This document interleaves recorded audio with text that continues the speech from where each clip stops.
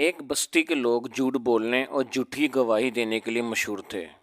ایک بستی کے ایک مرد و عورت نے خفیہ طور پہ نکاح کر لیا۔ نکاح یقیناً شریعت کے مطابق تھا۔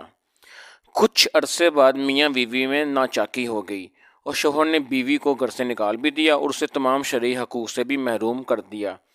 خاتون شہر کے قاضی کے پاس مقدمہ لے کر گئی اور بتایا کہ شوہر نے گھر سے نکال دیا ہے۔ قاضی نے کہا تمہارے اس نکاح کی تو کسی کو خبر ہی نہیں۔ خاتون نے کہا کہ جناب ہمارا نکاح بالکل شریعت کے عین مطابق ہوا۔ قاضی نے پوچھا کوئی گواہ ہے؟ جی قاضی صاحب 2 گواہ بھی تھے۔ قاضی صاحب نے شوہر اور گواہوں کو طلب کر لیا، مگر انہوں نے بڑی عدالت میں خاتون کو پہچاننے اور نکاح سے صاف انکار کر دیا اور بیک زبان کہا کہ ہم نے تو آج سے پہلے اس خاتون کو کبھی دیکھا تک نہیں۔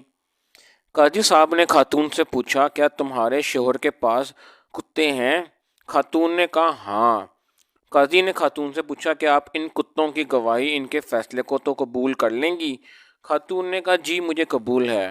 قاضی نے حکم دیا کہ خاتون کو اس شخص کے گھر لے جایا جائے۔ اگر وہ اس خاتون کو دیکھ کر اجنبی جان کر بھونکنے لگے تو یہ عورت جھوٹی ہے، اور اگر وہ کتے خاتون کو دیکھ کر گھر کا فرد سمجھ کر خوش ہوں اور اس کا استقبال کریں تو خاتون کا دعویٰ درست اور شوہر اور گواہ جھوٹے ہیں۔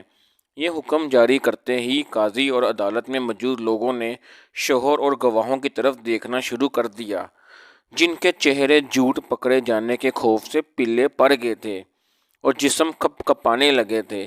فیصلہ تو ہو چکا تھا کہ کون سچا اور کون جھوٹا ہے۔ قاضی صاحب نے سپاہیوں کو حکم جاری کیا گرفتار کر لو ان جھوٹوں کو اور انہیں کوڑے لگاؤ کہ یہی جھوٹے ہیں، اور آبزرویشن دی کہ بدترین ہستیاں وہ ہیں جن کے باشندوں سے زیادہ ان کے کتے سچے ہیں۔